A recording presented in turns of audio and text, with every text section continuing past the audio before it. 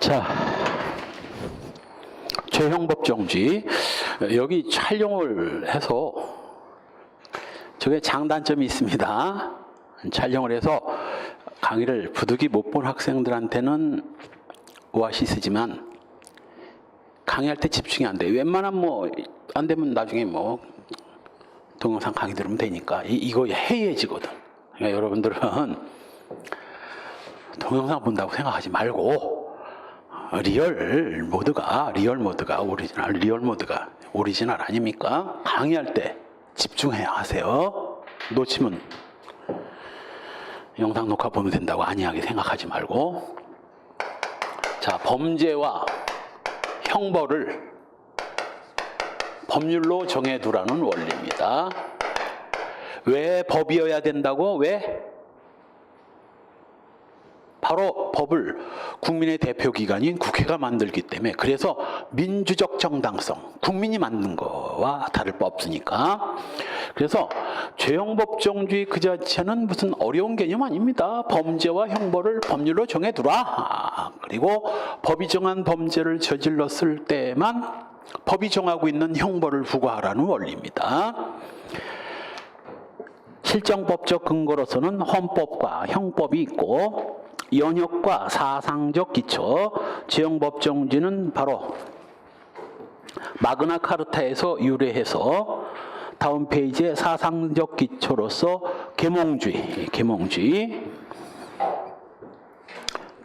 뭔가? 내가 국어 공부할 때 이 계몽주의 때문에 완전히 멘탈이 붕괴된 적이 있습니다. 계몽주의가 뭐예요? 계몽주의 소설. 계몽주의란 인간의 이성을 중시하는 철학입니다. 인간은 이성적 동물이다. 이성적 소설이 계몽주의 소설이야. 그러니 나는 계몽주의를 뭐라고 막 사람 깨우치고 이런 것만 생각하니 맨날 국어시험에 자꾸 에러가 나지. 그래서 무식하게 그냥 외웠는데 나중에 보니까 계몽주의라는 게 내가 알고 있던 그런 뜻이 아니더라고. 그냥 이성을 중시하는 철학이 계몽주의입니다. 계몽주의와 몽테스큐의 삼권분립론, 포이에르바하의 심리강제설, 베카리아의 죄형법정론, 이런 것들을 기초로 삼고 있습니다.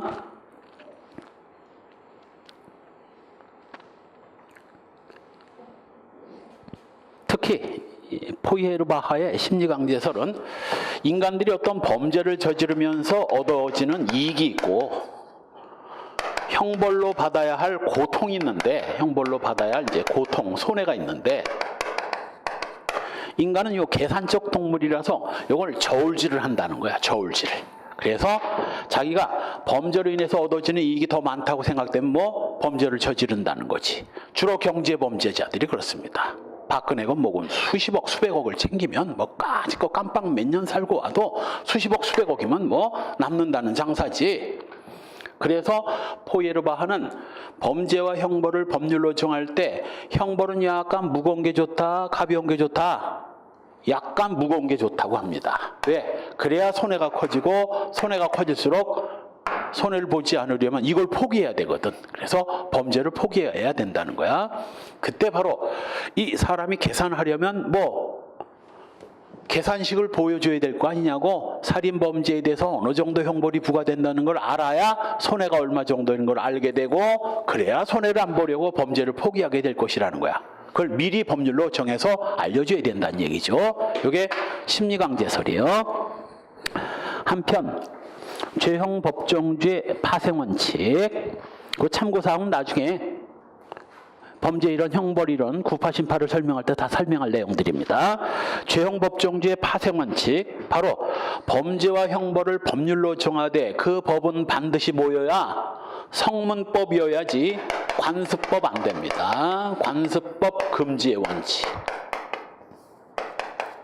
관습법이 뭐냐? 관습법은 그냥 일반 국민들 사이에 그것이 그냥 법이련이 여겨지는 걸 관습법이라고 하고, 국회가 만든 공식적인 법이 아니에요. 따라서 국회가 만든 법은 법의 내용을 알고 싶으면 국회가 가지고 법을 쫙 읽어보면 알 수 있지만, 관습법이라는 건 사람들 사이에 그냥 막연히 그것이 법이라고 여겨지는 거기 때문에 존재와 형태가 얼마인지도 확인할 길도 없고 또 지방관습마다 들쭉날쭉하기 때문에 관습법을 처벌의 근거로 삼을 수는 없는 겁니다. 단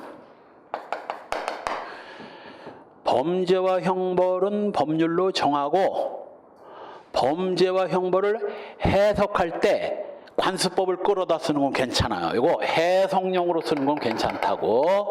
예를 들면 수리방해죄라는 범죄 있죠. 수리를 방해하는 범죄인데 범죄와 형벌은 법률로 정해두고 수리권이 누구한테 있고 누가 누구의 수리권을 침해했느냐 이런 것들은 수리권이라는 건 그 지방 관습마다 좀씩 다르거든.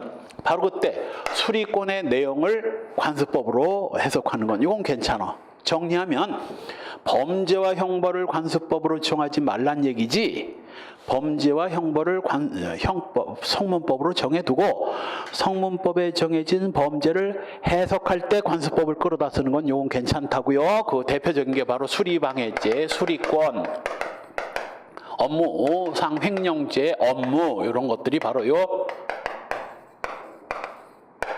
관습법으로 해석해도 괜찮다고요. 한편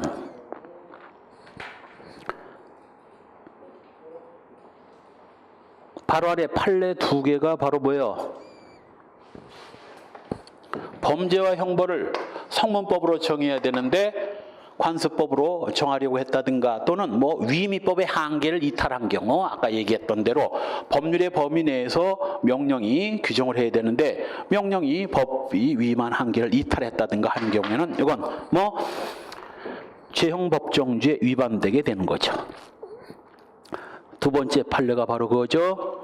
세 번째 줄 구법 위임에 의한 유효한 법규 명령이 법 개정으로 위임의 근거가 사라졌다면 이제는 위임의 근거가 사라졌으니 명령 따위로 함부로 뭐 정할 수는 없습니다. 위임이 사라졌으니까 무효인 법규 명령이 되는 거죠. 적용 범위 이미 설명했고 보충적 관습법 바로 뭐 해석으로 수리방해죄 같은 것들 관습법으로 해석하는 건 괜찮습니다. 다음 페이지에 판례 정리. 판례상 법률주의에 위반되지 않는다고 본 경우와 위반된다고 본 경우가 바로 이 내용이야. 이 내용. 형법이 법률로 범죄와 형벌을 정하고 법률이 허용하는 한도 내에서 명령에다가 위임을 하는데 이 위임을 할 때는 지켜야 할 원칙 두 가지가 있습니다. 첫째,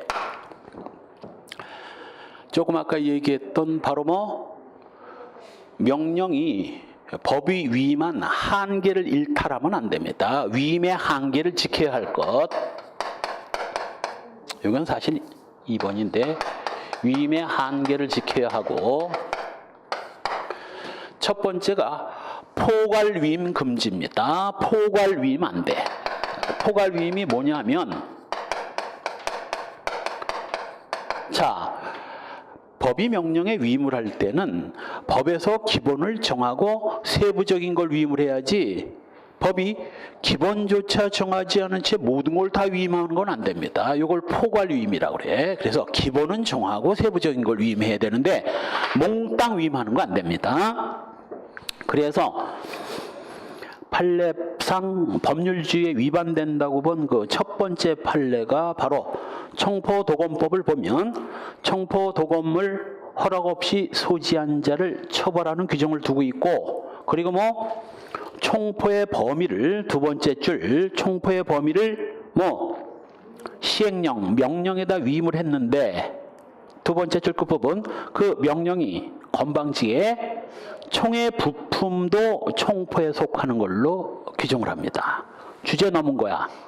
총포의 범위를 정하라고 했더니 총포의 범위만 정할 일이지 위임도 하지 아니한 뭐 총의 부속품을 소지하는 것도 처벌하는 규정을 뒀다면 이게 바로 뭐 위임의 한계를 일탈한 겁니다. 그래서 요 위임입법의 한계를 일탈했기 때문에 이거 뭐 죄형법정주의 위반이 되는 거죠. 두 번째 판례도 역시 근로기준법이 그 한도에 관해서는 아무런 제한을 두지 않고 있는데 그 한도를 3일로 제한한 거. 법이 제한을 안 하는데 어딜 명령이 제한을 하려고 드느냐고. 그 다음 세 번째 판례가 바로 요게 포괄위임입니다. 1번, 2번 판례는 위임의 한계를 일탈한 경우에 해당되는 거고, 세 번째가 바로 포괄위임입니다. 약국을 관리하는 약사 등은 보건복지부령으로 정하는 약국 관리에 필요한 사항을 준수해야 되고, 그 약국 관리에 필요한 사항이 뭔지를 시행령에다 위임을 했는데, 개코나 약국 관리에 필요한 사항에 대해서 아무런 기본도 정하지 않은 채 위임을 한 거, 요거 포괄위임이 된 거죠. 포괄위임. 다음 페이지에 4번 판례도 역시 전기통신사업법이 공공의 안녕질서와 미풍양속, 개코나 이거는 소위 명확성의 원칙에도 위반됩니다. 공공의 안녕질서와 요 미풍양속. 그 다음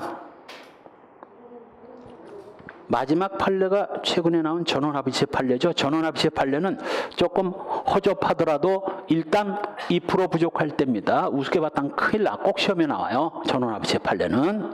중요하지 않아도 또 시험에 잘 나와. 이건 아직 승경 시험에는 안 나왔죠. 의료법이 환자 진료에 필요한 당직 의료인을 둬야 된다고 규정하고 있는데, 그 시행령이 당직 의료인 수와 자격 등 배치 기준을 정하고 여기에 위반되면 의료법의 처벌 대상이 되도록 규정하고 있다면 역시 위임의 한계를 이탈한 겁니다. 시행령이 위임도 하지 아니한 배치 기준을 지멋대로 정하고 여기에 위반된 행위를 처벌하는 규정을 신설한 거죠. 위임의 한계를 이탈한 겁니다. 최근 판례요. 소급표 금지의 원칙. 자, 범죄와 형벌은 법률로 정하되 관수법 금지되고, 소급표 금지의 원칙. 소급표란 현재 의법이 과거에 거슬러 올라갈 소자거든. 거슬러 올라가서 적용되는 겁니다. 그렇게 되면 국민들은 당황하거든.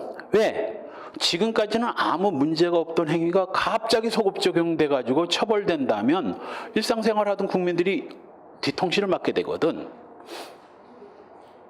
이거 촬영하는데 이런 불미스러운 얘기를 해도 되나? 술을 엄청 많이 먹었는데 내가 화장실을 못 찾겠어. 아무리 뒤져도 화장실이 안 나와가지고 그냥 길바닥에, 아니면 바지에 쌀 것 같은데 으슥한 골목길에 가서 노상방뇨를 했습니다. 지금 현재 그거 형법적으로 처벌돼요, 안 돼요? 안 되죠. 노상방뇨했다고 이제 과태료는 돼. 과태료 대상은 돼도 형법상 범죄를 규정해서 형벌로 처벌하지는 않습니다. 그런데 내가 1월 10일 날 노상방뇨를 했는데 3월 1일 날 법이 개정돼 가지고 노상방뇨 행위를 1년 이하 징역에 처하는 그런 규정이 신설됐다면, 이 신설된 규정은 3월 1일 이후에 노상방뇨를 한 사람한테만 적용을 해야지, 처벌 규정이 없던 그 전에 노상방뇨를 한 사람한테 적용해버리면 나도 깜빵 가야 된다는 얘기 아니냐고. 만일 내가 노상방뇨를 할 때부터 이런 규정이 있었다면 내가 바지에 오줌을 싸는 한이 있더라도 노상방뇨 안 했을 겁니다. 왜? 1년 이하 징역 가기 싫으니까. 근데 그런 규정이 없던 시절에 노상방뇨를 한 걸 나중에 와서 이걸 처벌한다면 불안해서 살겠느냐고, 사람들이. 그래서 법은 시행된 이후의 행위에 적용돼야지 그 이전의 행위에 거슬러 올라가서는 적용될 수 없습니다. 단 역시 행위자한테 유리한 유추해석, 유리한 소급표, 이건 허용됩니다. 원래 죄형 법정주의 궁극적인 목표가 뭐예요? 죄형 법정주의 가장 큰 목표. 사실 그래서 내 책은 이 구파와 심파의 형벌, 범죄 이론부터 먼저 설명하고 죄형법정주의로 들어가는데 이 책에선 순서가 그렇게 돼 있어서 그냥 죄형법정주의부터 먼저 설명을 해버리고 말았는데 나오게 된 배경을 먼저 봐야 돼요. 사실 구파 이론을 보면서 승경시험에 몇 번 나온 거야. 죄형법정주의와 관련이 없는 걸 골라라, 뭐 있는 걸 골라라 이런 식으로. 최고 목표가 뭔가?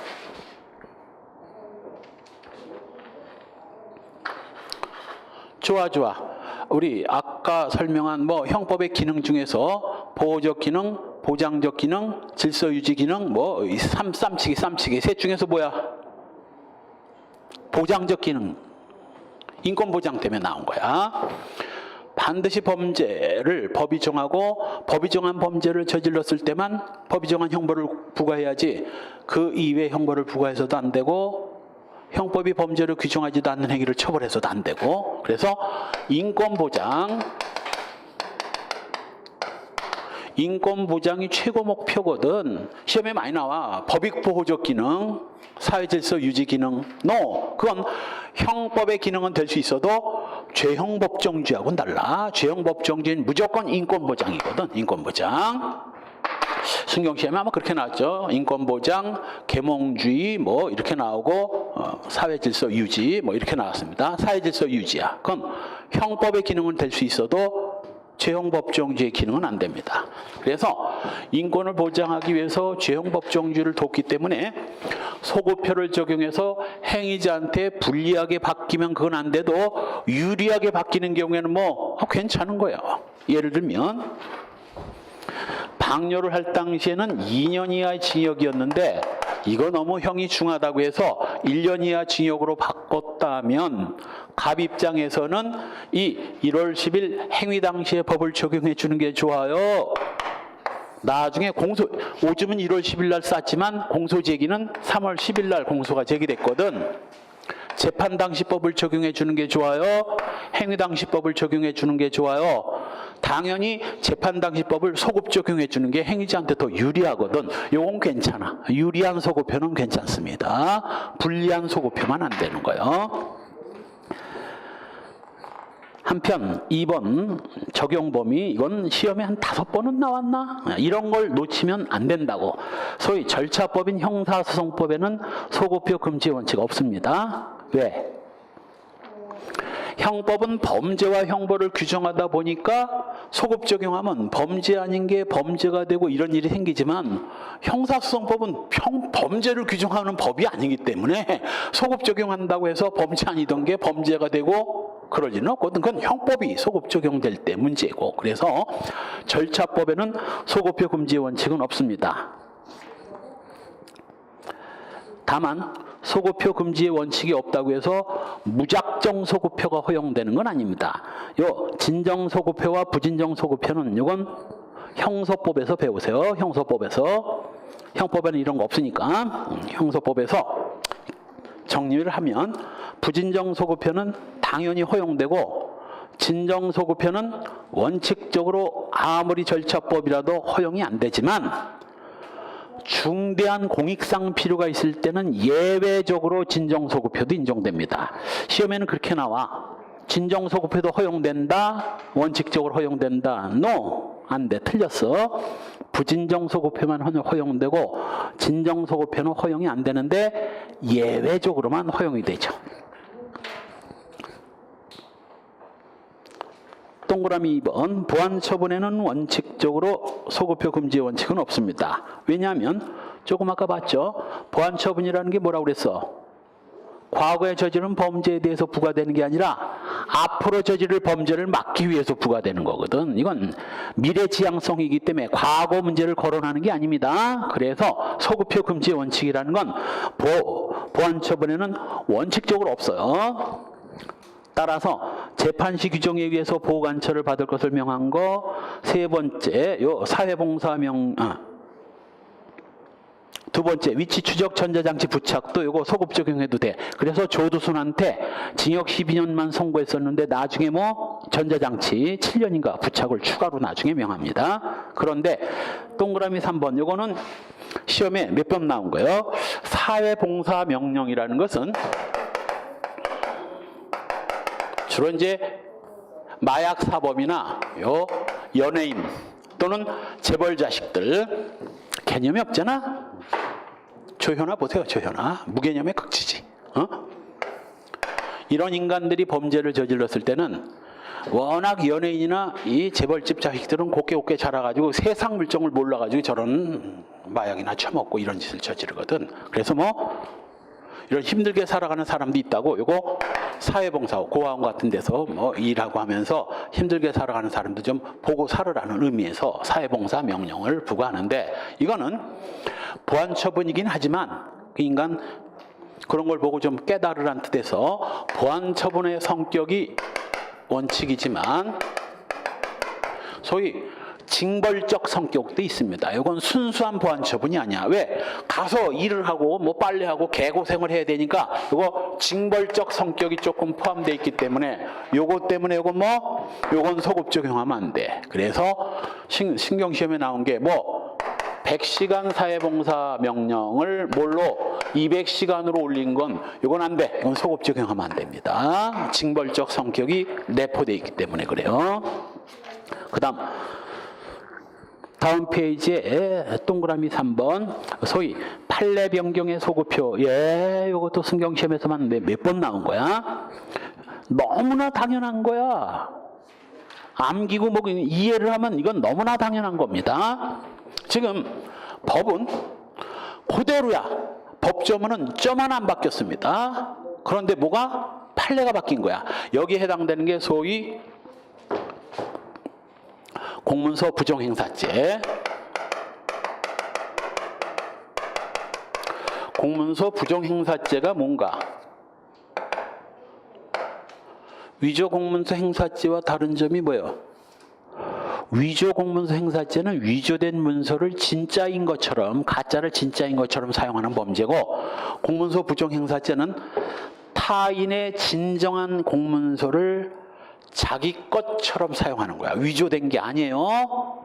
이걸 공문서 부정행사죄라고 하고, 과거에 요 주민등록증, 남의 주민등록증을 주워 가지고 A가 B 주민등록증을 주워 가지고 신분 확인을 요구하는 경찰한테 B 주민등록증을 제시하는, 이게 전형적인 공문서 부정행사죄인데, 과거에는 면허증, 운전면허증, A가 B의 면허증을 주워 가지고 경찰이 신분증을 요구하는데 신분증이어야 됩니다.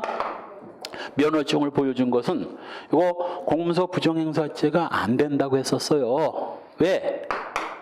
면허증은 신분증이 아니니까. 신분증 제시를 요구하는데 남의 신분증을 제시해야 부정행사죄인데, 남의 면허증을 제시한 건 신분증이 아니니까 이걸 신분증으로 보면 유추해석이 되고, 그래서 부정행사죄가 안 된다고 판시해 왔었는데, 이것도 이제 전원합의체 판례로 바뀌지 되는 걸로. 공문서 부정행사죄라는 법조문은 점 하나 바뀐 적 없고 판례만 바뀐 거야. 소급표라는 것은 법이 바뀌었을 때 바뀐 법에 불리한 소급표가 안 된다는 얘기이기 때문에 법이 점 하나 바뀐 적이 없는, 법이 안 바뀌었는데 소급표다 뭐다라는 말은 나올 수가 없는 거예요. 그래서 판례 변경은 소급 적용해도 괜찮아. 왜? 법은 바뀐 게 없기 때문에. 법이 바뀐 바가 없기 때문에.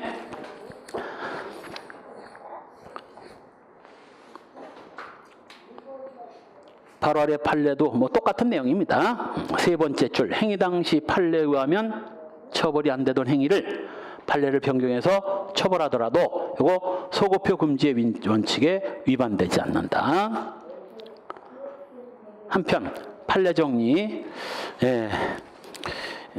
내가 내 책이 아니다 보니까 조금 뻐벅거릴 수 있다고 그랬죠. 이 판례 위치가 이제 집에 가면 내가 좀 오늘 첫 시간은 좀 책을 볼 기회가 없어가지고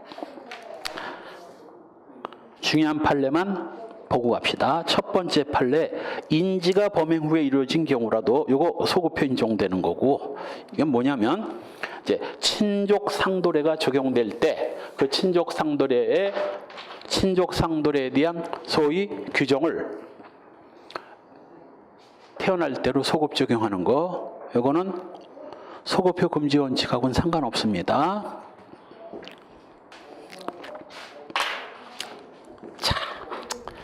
보통은 아들놈이 아버지 돈을 훔쳐다 흥청망청 탕진하면 어떻게 돼요? 아들놈 아버지 돈을 훔쳐도 훔친 거니까 절도죄 성립되고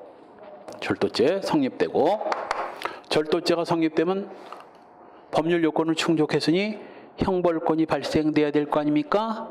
형벌권이 발생되지 않는 몇 안 되는 예외적인 범죄야. 범죄는 절도죄 유죄인데 형벌은 부과 못합니다. 이건 여러분들이 알고 있지, 상식적으로. 친족상들에는 상식적으로 알고 있죠. 근데 인간이 태어난 게 2001년 4월 10일이고 이 아버지가 S의 엄마하고 불륜을 저지르고 애를 낳고 애를 낳은 줄 모르고 돌아갔는데 20년이 지난 뒤에 2017년 이거 뭐네 1995년 4월 10일 날 태어났고 이거 2005년 2월 11일 날 S가 F 집에서 돈을 훔쳤습니다. 자기 아버지 집인 줄 모르고.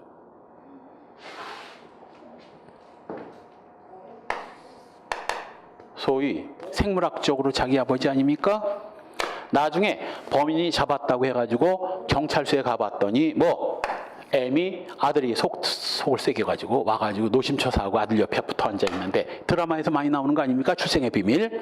이때 F가 마침 내가 아들도 없고 자식도 없어가지고 참 우리 회사를 누구한테 물려줄까 걱정하고 있었는데 잘 됐다. 얘가 내 자식이라면 내가 얘를 물려주겠다라고 해서 이거 4월 21일 날 소위 F가 S를 자기 자식이라고 인정을 하면 이걸 인지라고 합니다. 인정을 하면 이걸 인지라고 해. 2005년 4월 21일 날 인지한 게 인지한 때 효력이 생기는 게 아니라 얘가 태어날 때로 소급해서 적용된다고. 따라서 뭐 처벌된다 안 된다? 안 된다. 안 된다. 처벌 안 된다. 인지의 소급표. 이것도 시험에 많이 나오는 거예요. 2번 나왔죠. 한편 두 번째 판례 이것도 시험에 좀 나온 거예요. 자, 조금 아까 징역 2년을 징역 1년으로 줄였다면 요 행위당시법이 더 유리한 법이니까 이걸 소급 적용해 줘야 되는데 그런데 1년으로 형량을 줄이면서 소위 이걸 부칙에서 여기 이제 3월 1일 날 바뀌었잖아요. 3월 1일 이전에 저지른 행위에 대해서는 3월 1일 이전의 법을 적용하겠다는 소위 경과 규정을 둔 경우에는 이때는 뭐 1년법이 아니라 2년법이 적용됩니다. 자, 이거 소급표 금지 원칙의 위반이다 아니다? 아닙니다. 소급표라는 건 현재 법을 과거에 적용하는 게 소급표인데 행위 당시의 법을 적용했다면 이건 추구표야. 과거법을 현재까지 끌어다가 적용하는 추구표거든. 이건 소급표를 적용한 게 아닙니다. 이거는 비록 행위 당시 법이 중하게 됐다 할지라도 뭐 이걸 적용하는 건 소급표 금지 원칙의 위반이 아니에요. 소급표라는 건 3년으로 바뀌면서 이걸 적용해야 소급표지 행위 당시에 2년이었으면 이걸 적용하는 건 이거보다 무거워졌다 할지라도 이걸 소급표 위반이라 볼 수는 없어요. 시험에 많이 나온 거예요. 그 다음 5번 헌법재판소. 이건 형사소송법과도 관련된 거야. 헌법재판소의 위헌결정으로 그 형벌에 관한 법률 조항이 위헌결정되면 역시 이것도 뭐 첫 번째 줄 뒷부분 소급하여 효력이 상실됩니다. 따라서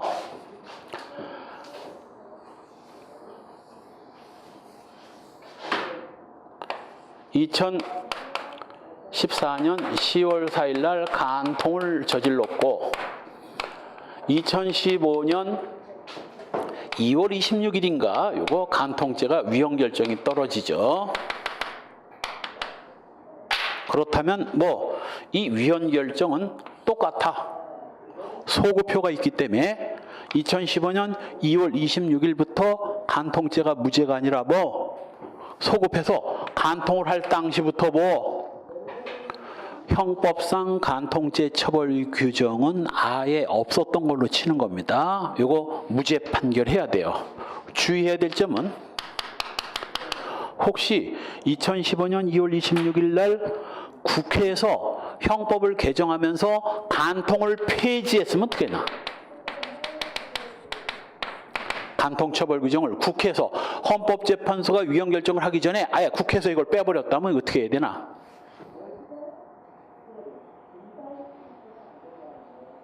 생각을 해봐, 생각을. 저거 어떻게 해야 되나?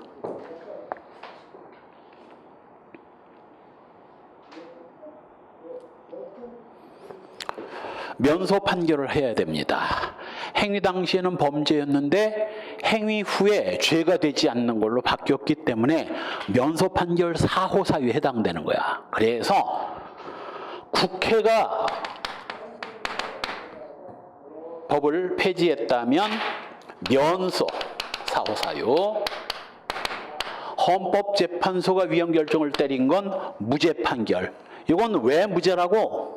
소급표 때문에 그런 거야. 소급표 때문에. 이건 소급이 안 되니까 면소 사유에 해당되고, 이건 소급이 되기 때문에 무죄. 순경시험에 3번 나왔어. 형소법에서 3번 나왔습니다. 이런 걸 틀리면 찌질이라고. 이런 걸 틀리면 찌질이라고. 한 번도 안 나와가지고 강의 때 얘기하지 않은 것들이 시험에 나왔던 건 내 책임이야. 왜? 나올 걸 예상 못한 내 책임이지. 2번, 3번씩 나왔고 중요하다고 했는데 이걸 틀려면 무슨 수로 시험을 합격하겠느냐고. 그러니까 이유를 알아야 헷갈리질 않아요. 생각날 것 같지? 안 나거든.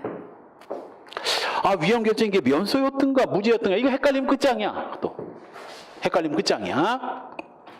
왜 무죄인가까지 알아야 돼. 완벽하게. 그래야 시험장에서 헷갈릴 일이 없지. 따라서 5번 앞에다가는 비교 표시해놨고, 국회가 형을 폐지한 경우에는 면소, 무죄가 아니라 면소. 그 다음 페이지에 7번이 바로 게임산업진흥에 관한 법률이 바로요, 게임머니를 환전하거나 환전알선 재매입하는 영업행위를 처벌하는 규정을 뒀는데, 그전에는 처벌 규정이 없었거든. 그럼 그 전에 게임머니를 환전하거나 환전알선한 사람을 이 새로 생긴 법으로 처벌할 수 있다 없다? 없다. 그걸 소급 처벌하면 소급표 금지의 원칙의 위반이죠. 9번. 이것도 내가 형법이 아니라 사실은 형사소송법에서 출제 가능성이 훨씬 높습니다. 자, 소급이 언제까지 소급된다고?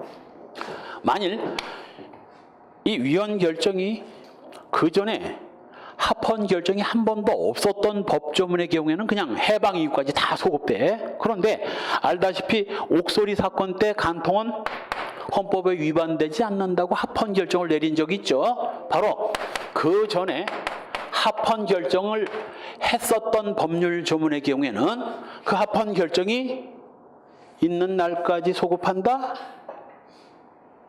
있는 다음 날까지 소급한다. 이렇게 시험에 나올 거야. 틀림없이. 합헌 결정이 있던 다음 날까지 소급합니다. 있는 날까지 소급한다라고 예문에 나올 거야. 어떻게 나올 거라는 것도 알려줬는데 가서 틀리면 안 되잖아요. 합헌 결정이 있던 다음 날까지 소급한다고. 따라서 합헌 결정이 있던 다음 날 이후에, 간통은 그 전에 저질러도 상관없어. 합헌 결정이 있던 다음 날 이후에 유죄 판결이 선고됐다면, 이거 뭐 확정됐다 하더라도 소급표로 죄도 안 되는 걸 처벌했기 때문에 이거 재심 청구할 수 있습니다. 이건 형사소송법과 관련된 거야. 최근에 나온 판례야. 그래서 범죄는 합헌 결정이 있던 다음 소급 적용은, 위헌 결정의 소급 적용은 앞에 합헌 결정이 있던 사건의 경우에는 합헌 결정이 있던 다음 날까지 소급하지만, 이 다음 날 이후라는 게 간통을 저지를 당시를 기준으로 하는 게 아니라 재판을 기준으로, 간통은 그 전에 저질렀다 할지라도 재판을 다음 날 이후에 유죄 판결을 선고했다면, 이건 뭐 확정되기 전이면 뭐를 하면 되고, 항소 상고를 하면서 무죄를 주장하면 되는 거고, 확정된 뒤에는 뭘? 재심을 청구하면 되는 거야. 재심을 초보자들은 지금 배우지도 않은 내용들이 막 나오니까 헷갈려 하는데, 자, 그 다음에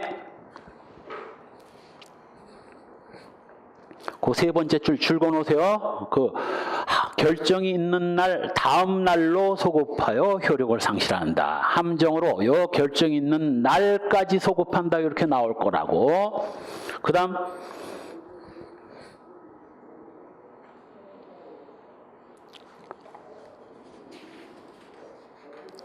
13번이 바로 그 내용이에요.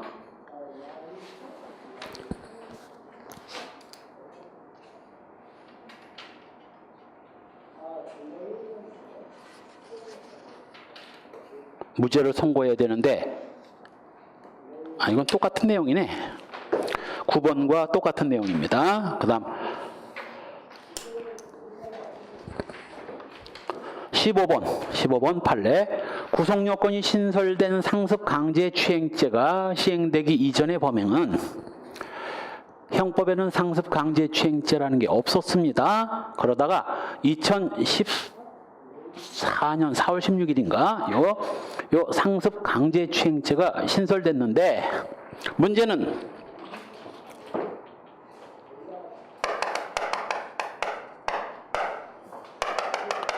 이 인간이 범죄를 저지르는 게 상습강제추행죄가 시행되기 전에 상습으로 추행을 저지른 겁니다.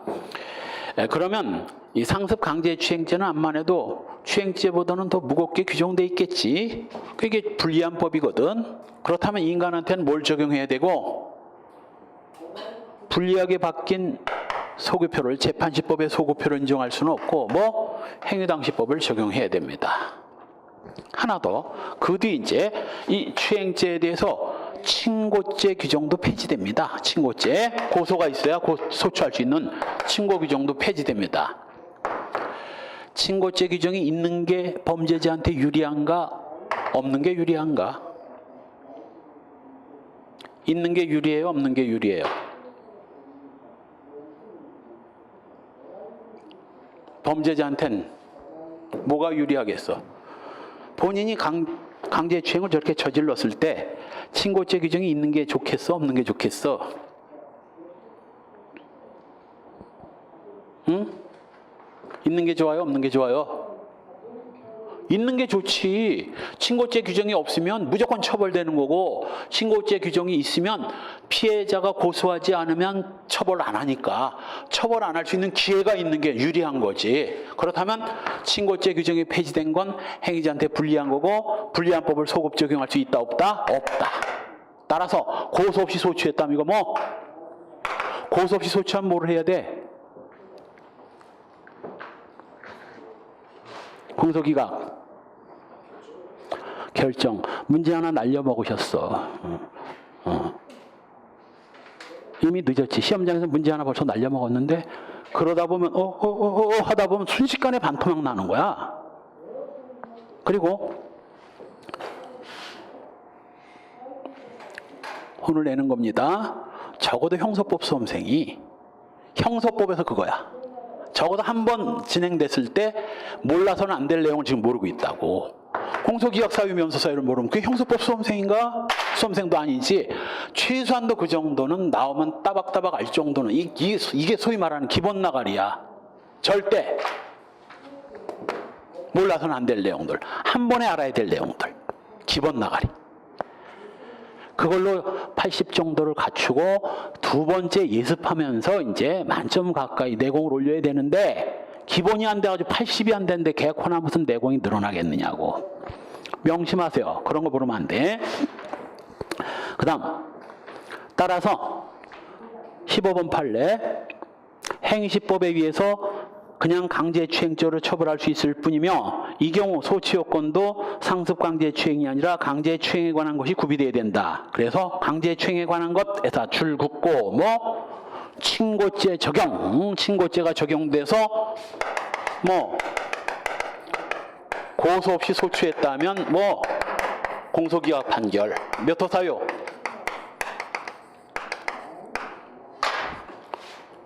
몇 호 사유인가? 순경시험에서는 아직 안 났지만 나올 겁니다. 이것도 한번. 2호 사유야, 5호 사유야? 애당초 고소도 없이 공소를 제기했으면 2호, 고소를 했다가 재판 도중에 고소가 취소되면 5호, 2호, 5호 구별하는 문제도 검찰직 시험에서 나왔어. 승경에도 나올 거라고. 가능성이 높지는 않지만. 자, 그 다음 명확성의 원칙 중에서 절대적 부정경 금지. 자, 그래서 소구표 금지, 명확성의 원칙. 이 명확성이라는 것은 범죄와 형벌을 법률로 정할 때 그 범죄가 뭔지 형벌이 뭔지를 그냥 멍청한 평범한 국민이 딱 읽어봤을 때 아, 이건 어떤 범죄를 어떻게 처벌하려는구나라는 걸 일반 국민들이 한번 읽어보고 금방 알 수 있을 만큼 명확하게 규정해야 됩니다. 범죄도 명확하게 규정해야 되고 형벌도 명확하게 규정해야 돼. 이때 바로 범죄를 불명확하게 규정하게 되면 쉬운 말로 뭐가 범죄가 되는지를 알 길이 없으니 국민이 어떻게 지켜? 뭘 알아야 면장을 하지. 그래서 불명확하다면 이건 무효의 이론. 불명확하기 때문에 무효의 이론이 적용돼서 그 법조문은 무효입니다. 그래서 범죄와 형벌을 법률로 정할 때 범죄가 뭔지 형벌이 어느 정도인지를 딱 알 수 있게끔 명확하게 규정해야지 범죄를 불명확하게 규정하면 그 법률 규정은 무효가 되고 형벌도 명확하게 규정해야 됩니다. 따라서 절대적 부정경, 이 절대적 부정경이라는 건 형벌의 종류와 양이 전혀 정해지지 않은 거야. 예를 들면 사람을 강간한 자는 매우 중하게 처벌한다. 개코나 중하다는 게 사형이야, 징역이야, 무기야, 무슨 형벌이 뭔지가 아예 정해져 있지 않잖아요. 이런 걸 절대적 부정경이라고 하고 형벌을 법률로 정하라고 했는데 안 정한 거야, 안 정한 거야. 당연히 금지되고. 다만 소년법에서 규정하고 있는 상대적 부정경, 상대적 부정경은 이건 허용됩니다. 상대적 부정경이 뭐냐면, 자, 여러분들이 이제 뉴스를 보면 그 어린 애들끼리, 청소년끼리 폭행을 하고 왕따하고 자살하게 만들고 하면 소위 소년에 대해서 처벌하는데 성인과는 좀 달리 처벌하는 걸 알 수 있죠? 단기 2년, 장기 4년 이런 식으로 처벌합니다. 성인한테는 없어. 단기 2년, 장기 5년이라는 것은 요 청소년이 아직은 어리니까 반성을 잘하고 하면 짧게는 2년, 반성 못하더라도 길게는 5년까지만 부과할 수 있다는 거야. 2년, 5년 한계된 거 아닙니다. 3년, 7년 갈 수도 있고 이렇게 장기와 단기를 동시에 선고하는 형을 이걸 상대적 부정경이라고 하고 오히려 소년법에서는 그 소년이 저지른 범죄에 대해서는 반드시 장기와 단기를 동시에 선고하도록 의무적으로 규정하고 있어요. 의무적으로. 그래서 형벌도 종류와 범위를 명확하게 규정해야 되지만 상대적 부정경은 이건 명확성의 원칙의 위반이다 아니다? 아니다. 왜? 징역이라고 형벌의 종류도 나왔고 단기는 2년, 장기는 5년 이런 식으로 범위도 나와 있기 때문에 종류와 범위가 다 정해진 거지 안 정해진 거 아니거든. 그래서 승경시험에 이런 예문이 나왔습니다. 한 10년 됐어. 우리 형법상 부정경은 절대적으로 금지된다. OX. 부정경은 절대적으로 금지된다. 이거 X야. 절대적 부정경이 금지된다고 그랬지 모든 부정경이 다 금지된다고 아니 했지. 절대적 부정경은 금지된다라고 했어야지 부정경은 절대 금지된다는 건 이거 다 금지된다는 거 아니냐고. 상대적 부정경은 허용되기 때문에 이거 절대적 부정경만 금지됩니다. 바로 이때 명확성의 판단, 이건 일반인을 기준으로 판단합니다. 일반인의 기준으로 일반인이 읽었을 때 금방 그것이 뭔지를 알아먹을 수 있을 정도. 자, 따라서 명확성의 원칙에 위반되지 않는다는 판례들. 자, 첫 번째 판례가 음란. 요거 음란이 뭔지 알아요? 몰라요? 알지? 음란 모르는 사람이 있겠어? 그 다음에 두 번째, 풍기물난 영업행위. 이것도 기출이야. 풍기물난 영업행위 기출문제고, 역시 일반인들의 전례적인 식생활이냐, 통념상 식용으로 하지 않는 거, 이거 뭐 뱀 잡아먹고 개구리 잡아먹고 이러는 거 처벌하는 규정이 있잖아요. 이거 다 기출이네. 이거 유사석유 제품, 이것도 역시 마찬가지로 유사석유 제품이 뭔지 명확해요? 안 명확해요? 명확하지? 가짜 기름 얘기하는 거 아닙니까? 가짜 기름 쳐넣는 거. 이거 뭐 명확하잖아? 그 다음에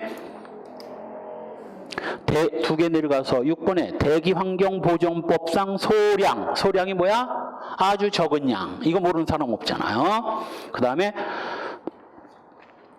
도로교통법상 도로에 구부러진 곳. 구부러진 도로가 뭔지 모르는 사람 없지. 그 다음 정당방위에서 상당성. 그 다음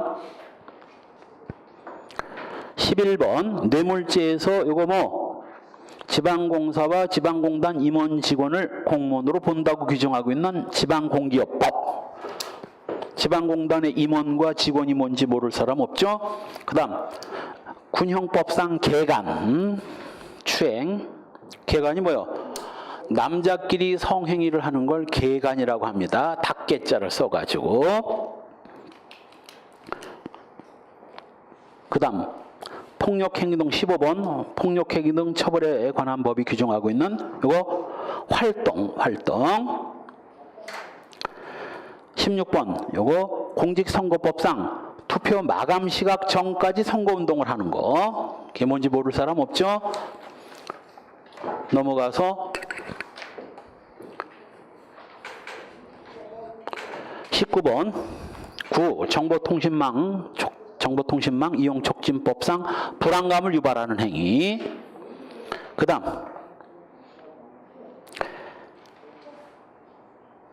24번은 기본이죠. 형사소송법상 압수수색영장을 집행할 때 급속을 유한 때는 뭐 영장을 제시하지 않아도 되는 거. 30번 청소년보호법상 위력은 뭐 형법에도 많이 있는 겁니다. 이게 명확성의 원칙에 위반됐다면 위계 위력 들어가는 거 전부 다 위헌 결정 떨어졌게 뭐 이상 없으니까 문제 없이 넘어간 거지. 그 다음 페이지에 명확성의 원칙에 반하는 것들. 가정의례 참뜻에 비추어서 합리적인 범위라는 게 어느 범위인지 알 수 없고, 그 다음 외국한 관리 규정, 도박, 기타 범죄, 여기까지 이상 없어서 선량한 풍속과 사회 질서에 반하는 행위가 뭔지를 알 수 없죠. 4번 미성년자 보호법상 잔인성을 조장할 우려, 이거 셋다 명확성의 원칙의 위반입니다. 잔인성을 조장할 우려가 있는 만화가 어떤 만화인지를 구체적으로 알 수가 없게 돼 있는 거죠. 그 다음 출판에 관한 법률상 저속한 표현, 저속. 그 다음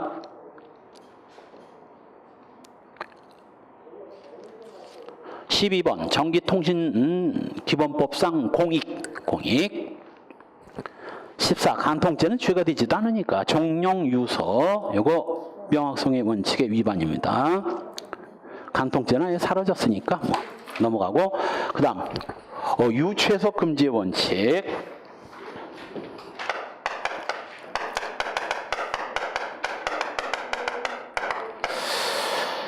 자, 원래는 지금 여러분들이 배우는 형법학이라는 것이 바로 뭐 형법 조문을 해석하는 거야. 아니 무슨 형법 조문이 영어로 되어 있는 것도 아닌데 뭔 해석을 하느냐. 형법 조문이 글자 그대로 모든 게 다 풀리는 게 아니거든. 예를 들면 살인죄 규정만 하더라도 사람을 살해한 자, 얼핏 보면 사람을 살해한 거 저거 모를 사람이 어디 있느냐. 사람이 언제부터 사람이고 언제까지가 사람입니까? 형법을 배운 학생들은 알지. 이쪽 앞에 사람은 언제부터 사람이에요?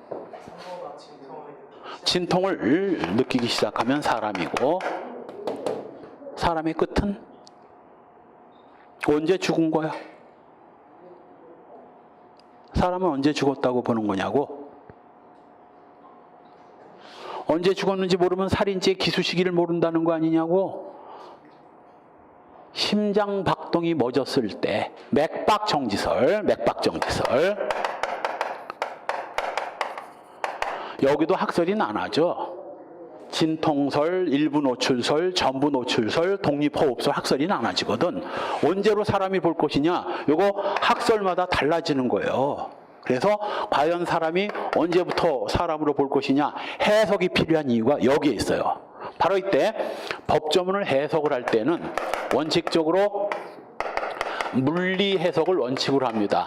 쓰여진 글자 그대로 해석하는 게 원칙인데 이것만 갖고 안 되니까 쓰여진 글자 그대로 뭐 사람을 어떻게 알아.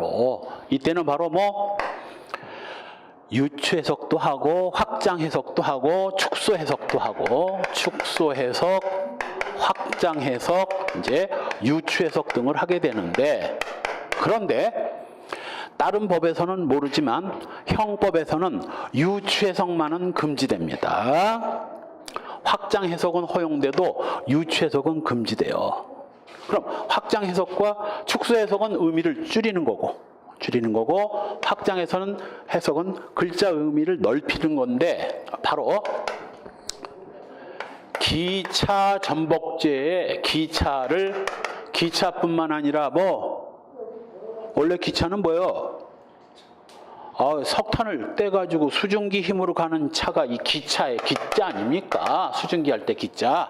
그러나 기차 전복제의 기차는 그냥 그 수증기 힘으로 가는 기차뿐만 아니라 디젤 기관차나 모노레일, 전기 기관차까지 다 포함시켜서 해석하는 걸 이걸 확장 해석이라고 하고, 유추 해석과 확장 해석은 비슷하면서 다릅니다. 유추 해석은 아예 그 단어가 의미하는 한계를 넘어서, 확장의 한계를 넘어서 여기다가 해석하는, 적용하는 걸 이걸 유추 해석이라고 그래요.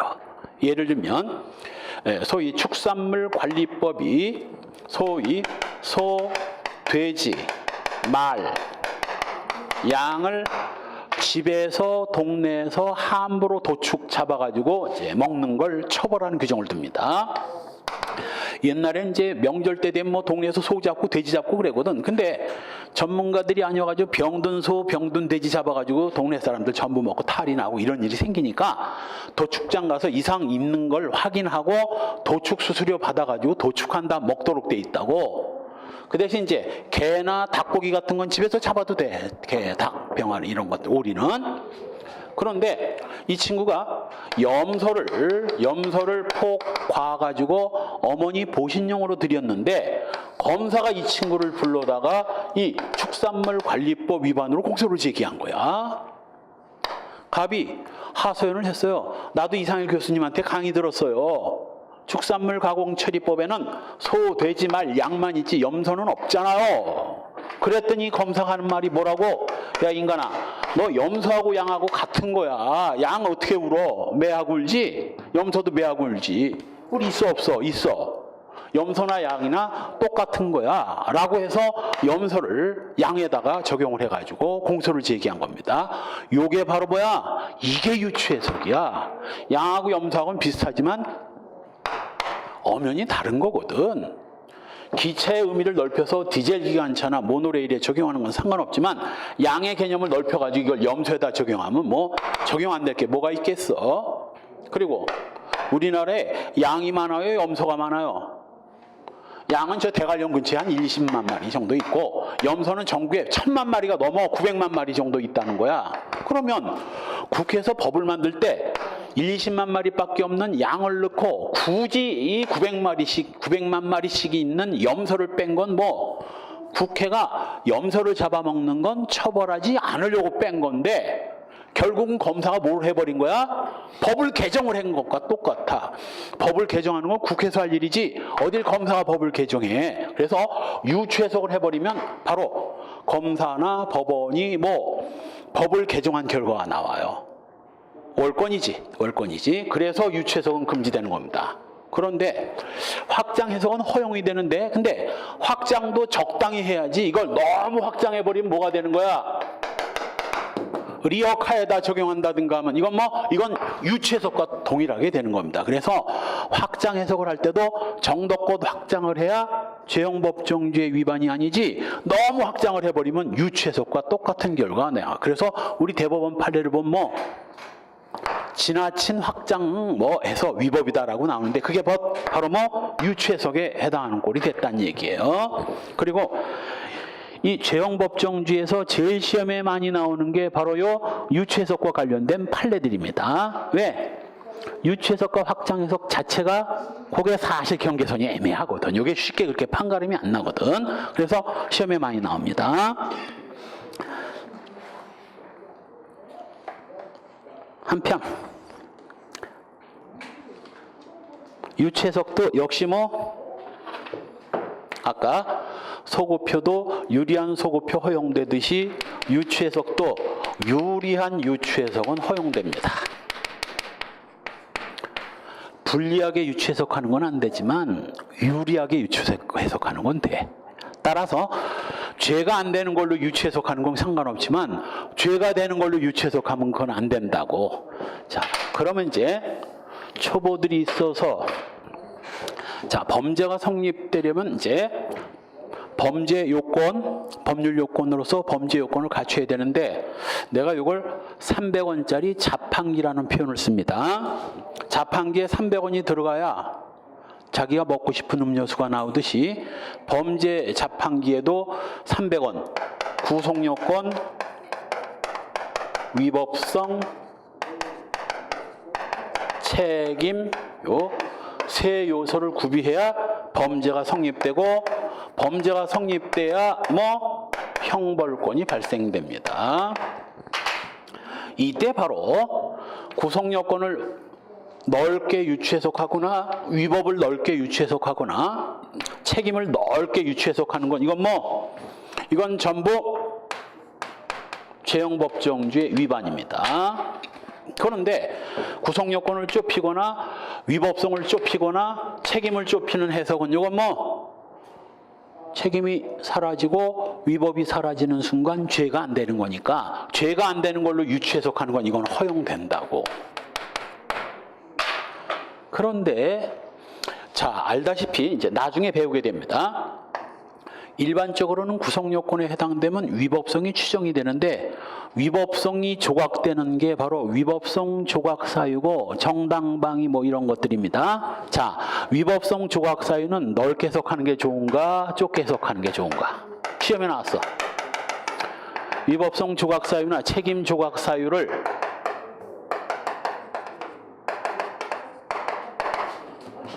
이걸 넓히는 게 좋아요? 좁히는 게 좁아요? 이건 넓히는 게 좋지. 이건 오히려 좁게 유추 해석하면 이게 죄형 법정주의 위반입니다. 왜?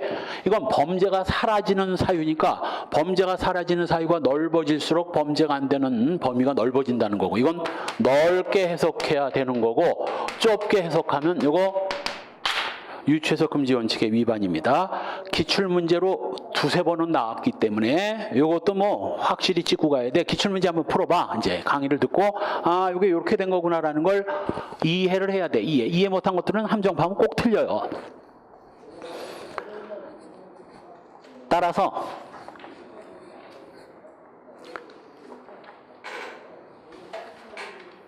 여긴 그 내용이 거기 18페이지에 그 위에 쪽 판례에 있습니다.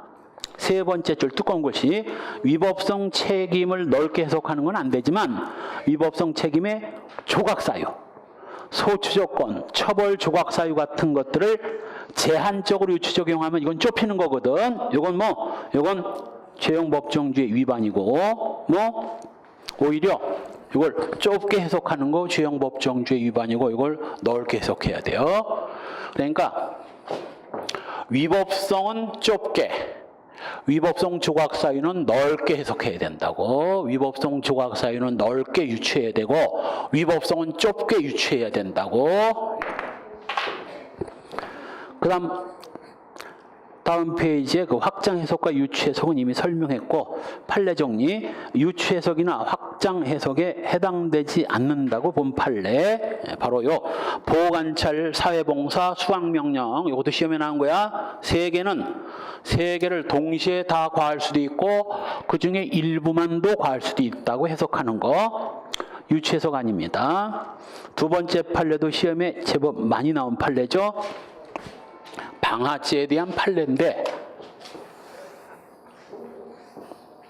그 조문이 자기 소유에 속하는 166조 또는 167조의 물건, 만일 여기 괄호가 쳐져 있다면 뭐요? 166조의 물건도 자기 소유고 167조의 물건도 자기 소유지. 그런데 법조문에 괄호라는 건 없잖아요. 그럼 어떻게 된 거야? 166조의 물건만 자기 소유고 167조의 물건은 자기 소유뿐만 아니라 타인 소유도 포함시킬 수 있다 없다? 있다. 이건 자기 소유뿐만 아니라 타인 소유도 포함시킬 수 있습니다. 이건 유치해석 아닙니다. 만일 167조의 물건도 자기 소유 물건으로 한정하고 싶었다면 아마 법조문에서 뭐라고? 자기 소유의 166조 또는 자기 소유의 167조 이랬을 것인데 166조 앞에만 자기 소유를 놔두고 여기에는 자기 소유를 넣지 않았다면 167조의 물건은 자기 것과 타인 것을 다 포함하는 걸로 볼 수 있는 거고 이건 무리한 유치해석 아니죠. 그 다음에 세 번째 판례도 승용차 범퍼 부분이 이거 위험한 물건으로 해당된다고 본 거. 위험한 물건이지. 승용차 범퍼에 부딪히면 죽을 수도 있는데 이거 위험한 물건 유치해석 아니고요. 그 다음에 9번 판례, 청소년의 이성혼숙을 금지하는 청소년보호법 중 남녀 쌍방이 청소년일 경우에는 물론 남녀 일방만 청소년인 경우에도 적용하는 거, 이거 유치해석 아닙니다. 이건 나중에 한시법과 관련해서도 한번 나오는데 이 청소년들이 그 어렸을 때 성적 호기심이 청소년기에 그게 달하잖아. 그래서 남녀 청소년들이 모텔 가서 자고 성관계를 맺고 임신하고 자꾸 이런 일이 생겨가지고 그래 이제 여친이 임신하면 어떻게 되나? 남친놈이 책임을 져야 되니까 어떻게든 낙태 비용 마련하려고 하다가 부모한테 얘기했다는 뒤지게 맞을 것 같고 편의점 같은 데서 돈을 훔치려고 하다가 범죄 길로 들어서는 경우가 많거든. 그래서 요게 어린애들이 범죄에 들어오게 되는 계기가 되니까 여자친구 임신시키지 말려고 하려면 청소년들을 아예 모텔에서 재워지지 말아야 되겠다. 그래서 청소년은 무조건 재워지지 않도록 했었어. 그러다가 나중에 뭘로 바뀌어? 남자끼리 자는데 무슨 임신이 되나? 그것까지 처벌할 필요는 없다고 생각해서 이성혼숙만 처벌하는 규정으로 바뀌었는데 이때 이성이란 남자건 여자건 둘 중에 하나가 청소년이면 되는 거야. 꼭 둘 다가 청소년이어야 할 필요 없다. 그러니까 21세 남자놈이 14살 여자애 데리고 들어가서 자도 이거 이성혼숙에 해당돼서 처벌할 수 있는 거죠. 이건 유치해석 아닙니다. 그 다음 노래방에서 이거 노래 트는 거, 이것도 공연에 해당된다고 해석하는 거, 이것도 유치해석 아니고요. 다음 페이지에 12번 정보통신망 이용촉진법상 그 타인의 명예를 훼손하고 하는 그 타인의 살아있는 개인뿐만 아니라 사망자도 포함된다고 해석하는 거, 이거 유치해석 아니고요. 그 다음 13번 시험에 나온 거지. 이것도 두 번이나 화상 채팅 서비스가 바로 불건전 전화 서비스에 포함된다고 해석하는 거. 왜? 화상 채팅하면서 호의 홀딱쇼를 하고 그게 불건전 전화 서비스에 해당되는 거지 뭐야. 한편 14번도 시험에 나왔죠.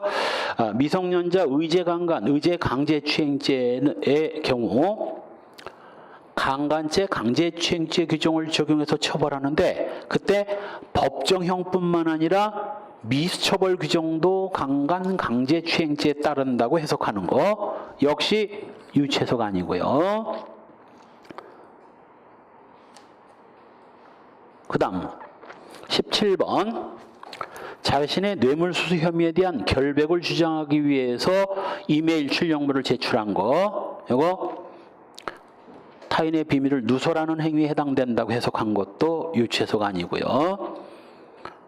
20번 청포도건법에 소위 사용에 쏘아 올리는 꽃불류를 설치하는 거, 이게 사용 아닙니까?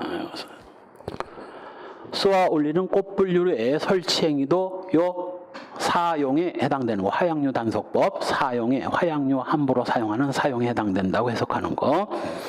그 다음에 22번 국내에 있는 불특정 다수인한테 무상으로 의약품을 양도하는 것도 판매에 포함된다고 해석하는 거 유추해석 아닙니다. 얼핏 보면 요건 조금 헷갈리기 쉽죠? 무상으로 주는 건 판매가 아니라 그냥 공짜로 주는 건데 이게 왜 판매냐? 약사법을 만든 취지를 이해하면 그게 왜 그런가 알 수 있습니다. 왜 약사 아닌 자들이 약을 팔지 못하도록 한 거야? 약 잘못 먹어가지고 사고 날까 봐 그런 거거든. 그걸 돈 받고 팔건 뭐 돈 안 받고 주건 잘못 먹으면 큰일 나는 건 똑같거든. 그래서 무상으로 양도하는 행위도 포함됩니다. 그래서 옛날에 조그만 중소기업 같은 데서는 그 우왕청심환 참 무식했지. 뇌졸중이 생기면 어떻게 해야 돼? 가까운 종합병원 가야지. 그 뇌졸중으로 지금 쓰러져 있는 사람을 우왕청심환을 먹여가지고 목구멍에 오히려 들어가가지고 폐에 물이 들어가게 만들고 더 위독하게 만들거든. 옛날엔 줬어요. 우황청심환 12개 세트 직원들한테 위급시 쓰라고. 직원들은 되게 고마워하고 그랬거든. 그런 게 잘못하면 뭐 사람을 죽이는 뭐 생명의 위험을 초래할 수도 있는 거거든. 그 다음 페이지에 25번 아동청소년이나 아동청소년 또는 아동청소년으로 인식될 수 있는 사람이나 표현물이 등장하는 거, 이걸 아동청소년 음란물로 해석하는 거 유추해석 아니죠?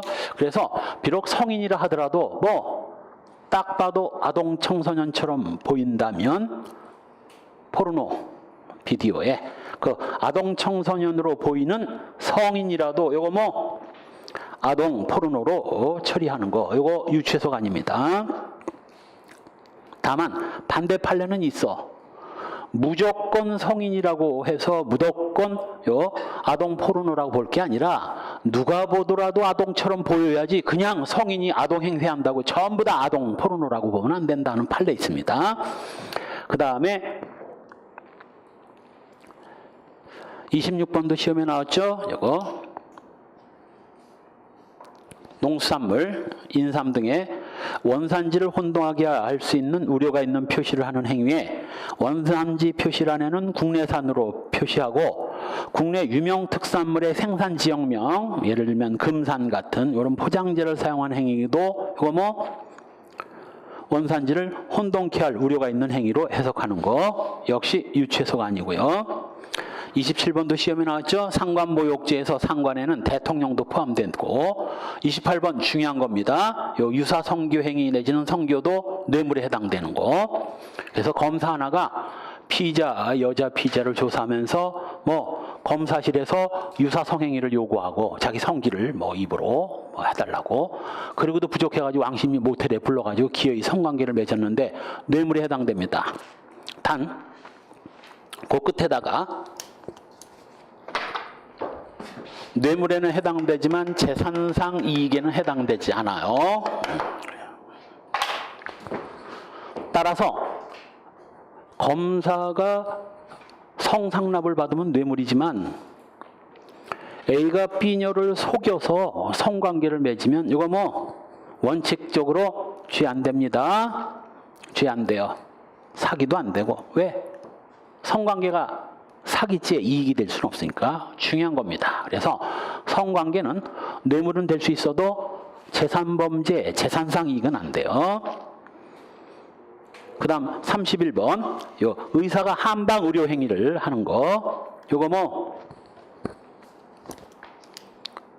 의료법 위반이라고 해석하는 거, 요거 유추해석 아닙니다. 반대도 있어. 의사가 소위 말해서 한의사들이 하는 걸 한 거 아닙니까? 이거 의료법 위반이고, 그러면 한의사가 의사행위를 한 거. 의료법 위반이다 아니다. 골밀도 측정기를 갖다 대고 골밀도 측정하고 막 그런 사건이에요. 이것도 의료법 위반이다 아니다. 의료법 위반이야. 그러니까 의사가 한의사 짓을 해서도 안 되고 한의사가 의사 짓을 하는 것도 둘 다 의료법 위반이야. 지 영역만 하지 남의 밥상에 왜 숟가락을 들이대? 이거 안 되는 겁니다. 그래서 끝에다가 뭐 한의사가 골밀도 측정하는 거, 한의사가 골밀도 측정하는 거, 이것도 의료법 위반이라고. 유추해석 아니라고요. 자, 이에 비해서 유추해석이기 때문에 해서는 안 되는 해석들이죠. 자수를 범행 발각 전에 자수한 걸로 한정하는 거, 이거 유추해석이고 아무 때나 하면 되는 거지 꼭 범행 발각 전에만 되는 거 안 됩니다.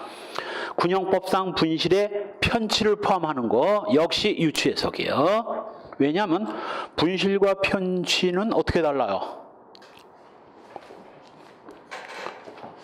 분실은 잃어버리고 싶지 않은데 없어진 거고, 편취는 자기가 비록 속아 넘어가긴 했지만 자기가 가져가라고 준 거야. 더 줄이면 가져간 게 분실이고 준 게 편취거든.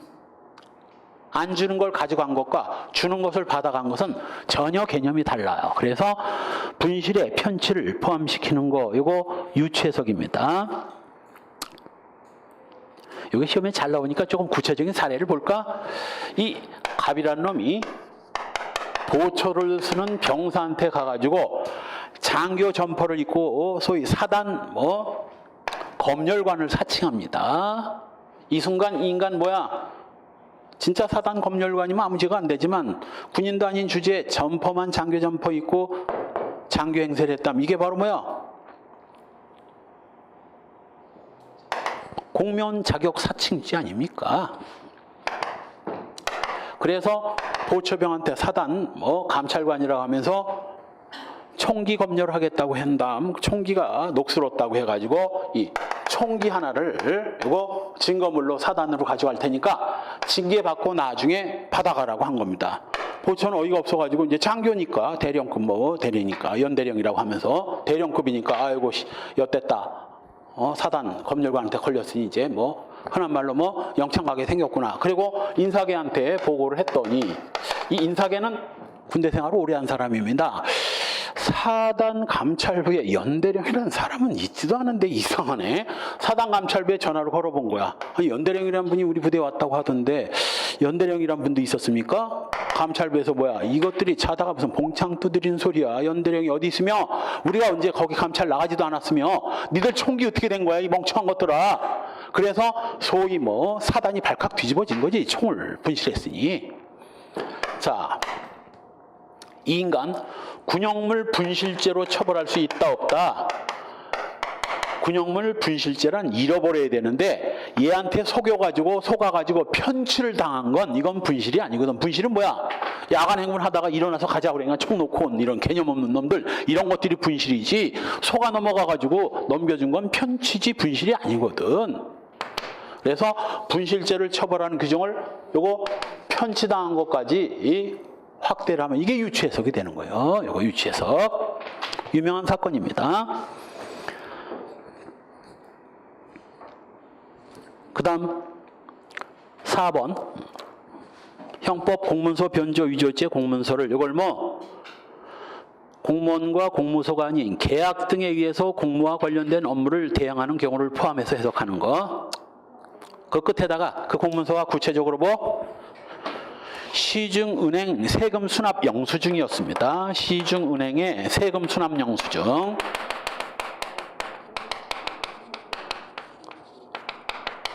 자, 여러분들 심부름 한번 해본 적 있죠? 부모님이 가서 세금 내고 오라고 하면 세금 쪽지하고 돈 들고 가지고 은행에다 내면 은행에서 그 세금을 해주잖아요. 도장 찍어주고. 자, 이 세금 수납 영수증에 은행 직원이 도장을 찍었습니다. 공문서예요? 사문서예요? 은행 직원 공무원이야? 아니야? 아니지. 은행 직원 도장이 찍혔는데 이게 무슨 공문서야? 이걸 사문서보다는 공문서가 더 무겁고 처벌도 많이 돼요. 이때 바로 가벼운 사문서를 무거운 공문서로 해석하는 거. 이거 불리한 유추해석이지. 불리한 유추해석. 안 되는 겁니다. 시험에 무지 많이 나온 거야. 세금, 시중은행의 세금 수납 영수증.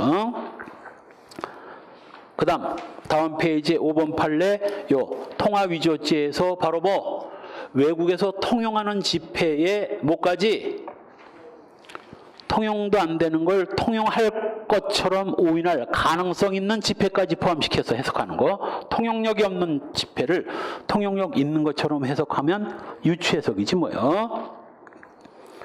역시 7번 외국에 거주하다가 반국가단체 지배하에 있는 지역으로 들어가는 행위를 탈출에 해당된다고 해석하는 거. 탈출이란 우리나라에 있다가 북한으로 가야 탈출인 것이지 카나다에 있다가 북한으로 들어가는 걸 탈출이라고 해석할 수는 없잖아요. 그 다음에 9번 주민등록법에 보면 뭐 타인의 주민등록번호를 생성해서 사용하는 행위를 처벌하는 규정을 두고 있는데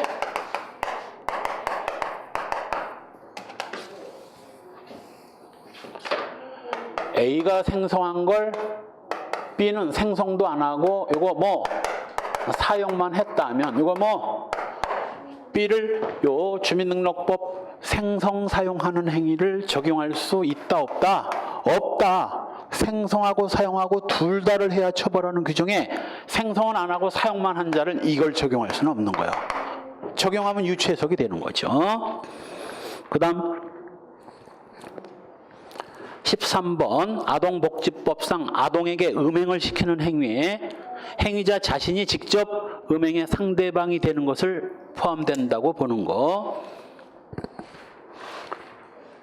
유추해석이고요. 아동한테 음행을 시키는 거지 자기가 음행의 상대방이 아동의 음행 상대방이 되는 것까지 포함시킬 수는 없습니다. 그 다음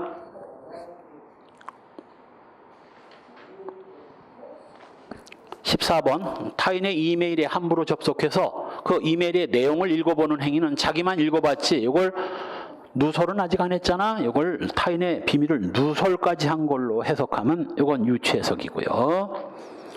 16번 내가 예로 들었던 바로 소, 돼지, 말, 양에다가 뭐까지 염소까지 포함시켜서 해석하는 거 유추해석이고 18번 상간모욕죄는 이거 뭐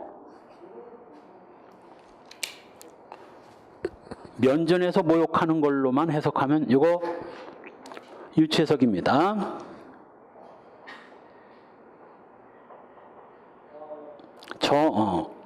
전화로 모욕을 한 걸 면전에서 모욕한 걸로 해석하면 이거 유추해석입니다. 그래서 상간 모욕죄라고 하지 않고 상관 면전 모욕죄라고 한 건 전화가 아닌 뭐 진짜 면전에서 한 모욕만 포함시켜야지 전화로 한 것까지 면전 모욕으로 포함시키면 유추해석이 되는 거죠. 19번 유명한 판례입니다. 바로 인터넷에서 뭐 음란 파일을 파는 걸 갖다가 이거 뭐 음란물 판매죄로 해석한 거 요거 유추해석입니다. 사실은 이 컴퓨터 음란물이 훨씬 더 음란하지 뭐야. 그런데 지금은 안 돼. 지금은 안 되지만 옛날에 형법에 음란물 판매죄 음란물은 물건, 문서 뭐 이런 것들이어야지 컴퓨터 파일은 포함이 안 됐었거든. 나중에 지금은 이제 이거 팔면 뭐 지금은 전기통신 이용촉진법상 음란물 판매죄가 새로 생겼어. 그 새로 생긴 범죄는 아까 얘기했던 대로 뭐 새로 생긴 이후에 컴퓨터 파일, 음란 파일을 파는 행위에만 적용돼야지 그 이전의 행위는 적용 못합니다. 그래서 요 음란물에 컴퓨터 파일을 포함시키면 유추해석입니다. 그 다음 페이지에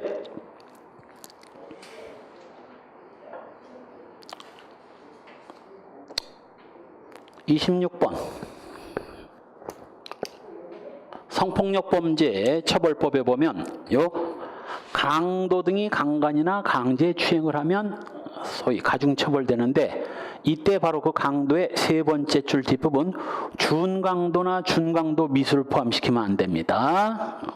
왜냐하면 준강도가 무슨 범죄죠? 우리 이 학생 형법 공부 처음 하는 건가? 좀 해봤나? 완전 처음이야? 준강도가 무슨 범죄인가? 이런 걸 모르면 안 된다고. 준강도란 절도가 잡힐 것 같으니까 사람 패고 도망가는 게 준강도거든. 그래서 이 준강도는 절도에서 시작되는 범죄이기 때문에 강도강간죄 강도에서는 제외됩니다. 주의해야 될 것은 강도상해죄나 이런 데는 포함돼 강도상해치상, 강도살인치사에는 준강도가 포함되지만 강도강간 또 뭐 강도예비 이건 포함 안 됩니다. 시험에 많이 나온 거야. 그 다음 보건범죄 단속에 관한 특별조치법이 정한 소매가격에 뭐 바로요 위조된 그 소매가격이 아니라 위조한 상품의 소매가격으로 봐야지 위조 상품의 소매가격으로 보면 안 된다는 판례인데 이게 이제 똑같지는 않지만 내가 여러분 이해하기 쉽게 소위 이제 대웅제약의 소위 뭐 술 먹을 때 좋은 그 웅담 약을 하나에 10,000원씩 파는데 밥 회사가 을 회사가 이 웅담을 갖다가 융담이라고 표현해 가지고 이걸 6,000원에 싸구려로 팝니다. 개뿔도 효과도 별로 없고 소위 이제 유사품이지. 일정한 액수를 정하는데 그래가지고 10,000개를 팔았다면 이건 뭐요? 6천만 원이잖아요. 6천만 원. 그런데 이걸 뭘로?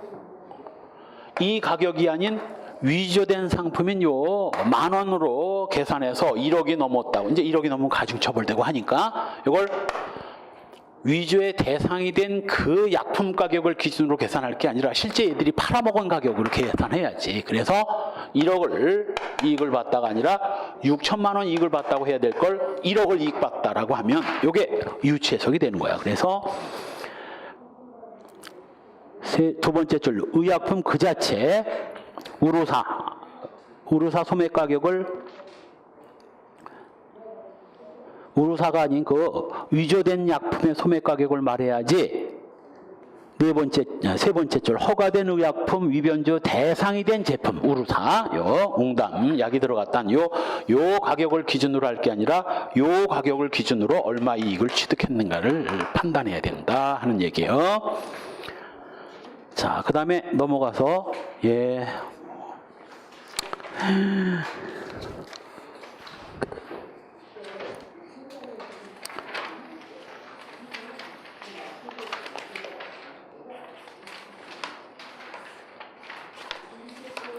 나머지 판례들은 우리 다음 시간에 내가 집에 가서 중요한 것만 뽑아가지고 정리합시다. 지금 뭐 정리하면서 나가려면 시간이 너무 많이 걸리니까 이건 다음 시간에 내가 중요한 것만 뽑아서 다시 설명할게요. 이 부분. 지금 본 판례 뒷부분.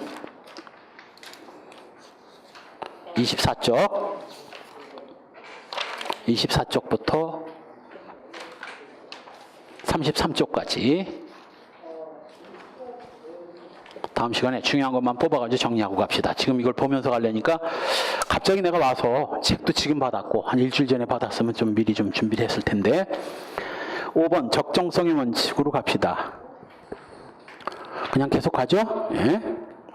20분밖에 안 남았는데 쉬기도 뭐하고 적정성의 원칙 범죄와 형벌을 정할 때도 적당한 걸 적당히 규정해야지 터무니없이 무거운 형벌을 규정하거나 처벌할 필요도 없는 걸 처벌하는 규정을 두면 안 된다는 원리입니다.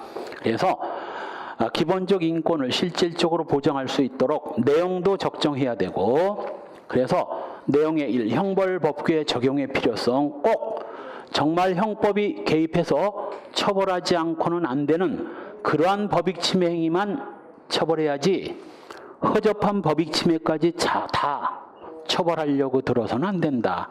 이걸 뭐라고 불렀죠? 이런 원리를.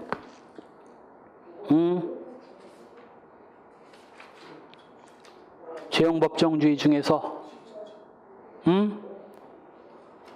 허접한 법익 침해까지 다 처벌하려 들지 말고 정말 중요한 법익 침해만 범죄로 규정하라는 원리. 조금 아까 배웠잖아. 보충성의 원칙, 겸업성, 보충성, 비범죄화의 경향 이런 게 바로요. 보충성. 정말 형법이 범죄로 규정해서 처벌하지 않고서는 안 되는 심각한 법익 침해만 범죄로 규정해야지 그 아줌마, 쎄치기한 아줌마까지 처벌하려고 들어서는 안 된다는 원리, 이게 보충성의 원칙이고, 또 이 죄형의 균형, 범죄와 형벌은 뭐? 균형성, 이걸 비례 원칙이라고도 표현을 하죠. 균형을 좀 맞춰야 된다는 얘기예요. 따라서 범죄가 가벼우면 형벌도 가볍고 범죄가 무거우면 형벌도 무거워야지, 무거운 범죄에 가벼운 형벌을 규정한다든가 가벼운 형벌에 무식하게 가벼운 범죄에 무식하게 무거운 형벌을 규정하는 것도 안 된다고. 여기에 위반된 게 우리 저 앞에서 봤던 뭐 폭처법, 특가법 같은 것들이요. 폭처법의 이 특수폭력, 물론 특수폭력은 가중처벌의 필요성이 있는 건 맞지만 가중을 해도 정도껏 가중을 해야지 너무 무식하게 가중한 건 이건 뭐 바로 이 균형성의 원칙의 위반이다. 폭처법, 특가법상 그 장발장, 상습절도 누범을 무식하게 무겁게 처벌하는 거, 이거 균형성의 원칙의 위반이다. 거기 적정성의 원칙에 위반되는 경우 바로 뭐 뺑소니를 살인죄보다 무겁게 처벌한 거. 아니, 일부러 죽인 게 살인이고 실수로 죽인 게 뺑소니인데 아무리 뺑소니라지만 살인죄보다도 무겁게 처벌했다면 이건 도를 지나친 거죠. 균형성의 원칙의 위반입니다. 2번이 바로 뭐 야간에 위험한 물건을 휴대해서 죄를 범한 자를 5년 이상 유기징역으로 처벌하도록 규정한 거 역시 균형성의 원칙의 위반이고, 지금 그 판례가 저 앞에서 나왔었나? 요거 2번 앞에다가 최근에 작년에 나온 거, 2016년도에 나온 거 바로요. 일단 지금 이 책에 있는 건 야간 폭력 가중 규정이 너무 무식하다라고 해서 이거 위헌 결정 떨어진 거고, 그 뒤 야간 폭력뿐만 아니라 모든 특수 폭력이 형이 지나치게 무겁다. 이것도 위헌 결정이 떨어졌다고. 그래서 바로 뭐 폭처법이 규정하고 있는 특수범죄에서 이미 형법이 특수범죄로 처벌하는 규정을 두고 있는 경우에는 이게 사라졌으니 이제 형법 규정을 적용하면 되는데, 여기에는 특수범죄로 규정하고 있으면서 형법에는 특수범죄로 규정하지 않고 있는 것들이 작년에 새로 3개가 들어왔다고. 그래서 형법상 특수죄를 적용하게 됐고, 형법상 특수죄에서 빠진 거 3개, 특수공갈, 특수강요, 특수상해,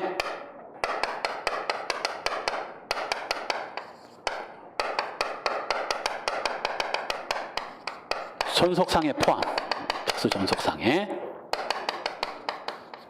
요 3개가 형법에 새로 규정하게 된다고. 2016년 1월 뭐 며칠인가 이거 새로 규정하게 됩니다. 이 특수범죄 구성 요건이 다 똑같아. 단다위, 단체, 다중, 위험한 물건, 이렇게 쫙 3개만 빼고 3개는 나중에 배울 거야. 모든 특수범죄는 다 단체, 다중, 위험한 물건으로 공갈을 하거나 단다위로 강요를 하거나 이런 범죄들이라고. 딱 3개, 특수절도, 특수강도, 특수도주, 요 3개만 이 구성 요건이 아닙니다. 그래서 이건 또 시험에도 무지하게 잘 나와. 이거 모르면 또 안 돼. 이거 3개 모르면 멍청이 되는 거야. 그 다음 6번 바로 그 장발장이죠. 상습절도나 상습강도의 누범을 어마어마하게 무겁게 처벌하는 거, 적정성, 균형성의 원칙에 위반됐다고 나온 겁니다. 특가법은 나왔는데 여기 폭처법, 특수폭력 위헌 결정 떨어진 건 책에 좀 빠져 있네. 그건 메모해 두세요. 나머지 적정성의 원칙에 위반되지 않는다고 본 판례들, 뭐 크게 시험에 나올 만한 판례들 그리 많지 않습니다. 다만 12번 이 판례는 이제 의미가 없게 됐죠. 흉기부대 폭행죄 그리 과하지 않다고 했다가 이건 뭘로? 이건 대법원에서 그리 과하지 않다고 했는데 헌법재판소에서 2016년도에 과하다고 했으니까 이 12번 판례는 이제 의미가 없지. 과하게 된 거로 헌법재판소가 결정을 내려버렸으니까. 그 다음 죄형법정주의 파생원칙이 아닌 것들은 이거 한번 읽어보고요. 자, 형법의 적용 범위. 형법은 언제 어디서 누구에게 적용되느냐의 문제입니다. 언제 시간적 적용 범위, 어디서 장소적 적용 범위, 누구에게 적용되느냐 인적 적용 범위의 문제고, 이 시간적 적용 범위는 우리 조합해서 잠깐 봤죠. 소급표 금지의 원칙, 이거 시간적 적용 범위.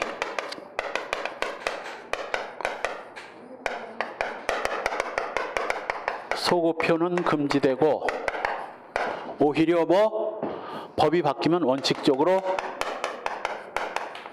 추구표가 적용되는 겁니다.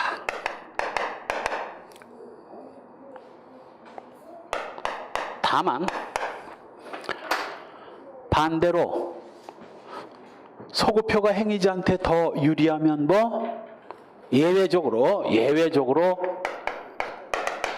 소급표가 유리한 경우에만 소급표가 인정이 되고 추구표가 부정이 되죠. 자, 예를 들면 1월 10일 날 갑이 범죄를 저질렀는데 이때만 해도 1년 이하 징역이었는데 3월 1일 날 이게 3년 이하 징역으로 바뀌었다면 이건 행위자한테 불리하게 법이 바뀌었으니 이건 소급표가 허용될 수 없고 오히려 1월 10일 날 죄를 저지르고 1월 20일 날 공소가 제기돼서 2월 5일 날 처벌받으면 아무 문제 없지. 요 1월 10일 저지른 범죄가 법이 바뀐 뒤에 뒤늦게 공소가 제기돼서 4월 10일 날 법원이 재판할 때 바로 재판 당시 법을 적용하면 형벌이 무거워졌으니까 무건법에 소급표를 인정하는 꼴이니까 이거 행위 당시 법을 적용해 줘야죠. 그래서 소급표를 금지하고 행위 당시 법인 행위시법의 추구표를 인정하는 겁니다. 이 추구표가 적용된다라는 건 곧 행위 당시 법을 적용해 주겠다는 의미입니다. 같은 의미야. 같은 의미. 소급표 금지, 추구표 허용, 행위시법주의가 같은 말이고 소급표 인정, 추구표 부정, 재판시법주의가 같은 말입니다. 따라서 만일 1년 이하에서 이거 500만 원 이하 벌금으로 바뀌었다면 그때는 바뀐 법의 소급표가 행위자한테 더 유리하니까 소급표가 인정이 되고 추구표가 부정이 되며 재판 당시 법을 적용하는 거지. 재판 당시 법을 적용하는 겁니다. 따라서 원칙 행위시법주의죠. 범죄의 성립과 처벌은 행위 당시의 법률에 의한다. 이때 이 예외 재판시법주의, 경환재판시법이라면 소급 적용해줘도 괜찮습니다. 이때 바로 도표, 아예 형이 사라져버렸다면 아까 뭐라고 그랬어? 면소 판결을 해야 되고 형이 구법보다 경한 때는 경한법을 적용해 줘야 되는 겁니다. 한편 다음 페이지 범죄 후에 재판 확정 전에 법률에 변경이 있는 경우 이때는 더 유리한 법을 적용하면 됩니다. 따라서 만일 재판 도중에 형이 무겁게 바뀌었다면 행위시법을 적용하면 되고 재판 당시 이제 가볍게 법이 바뀌었다면 가벼운 법을 소급 적용해 주면 되고 그래서 이제 시험 문제에 이렇게 나온 게 있어. 3번 법이 바뀌었다면 어떻게 하면 될까? 3번. 예를 들어서 3년 이하, 2년 이하, 4년 이하로 3번이 바뀌었다면 뭘 적용해야 되겠나? 3년 이하 봐. 3년이 2년으로 바뀌었다면, 자, 이건 좀 나눠서 생각을 해보자고. 어떻게 해야 되나? 유리하게 바뀐 재판시법의 소급표를 적용해야 될 것이고, 이게 다시 또 4년 이하로 바뀌었다면, 이건 뭐, 불리하게 바뀌었으니까 뭐 소급 적용이 또 안 되지. 그래서 2년 이하가 적용되는 거야. 그래서 법이 여러 번 바뀌면 복잡하게 생각할 거 없어. 그냥 제일 가벼운 법을 적용하면 돼. 제일 가벼운 법. 여기서 주의해야 될 게 뭐냐면, 법이 여러 번 바뀌면 제일 가벼운 법을 적용해 주면 되는데, 이거는 범죄가 끝난 뒤, 범죄 후에 법이 바뀌었을 때 얘기고, 범죄 도중에 법이 바뀌면 어떻게 되나?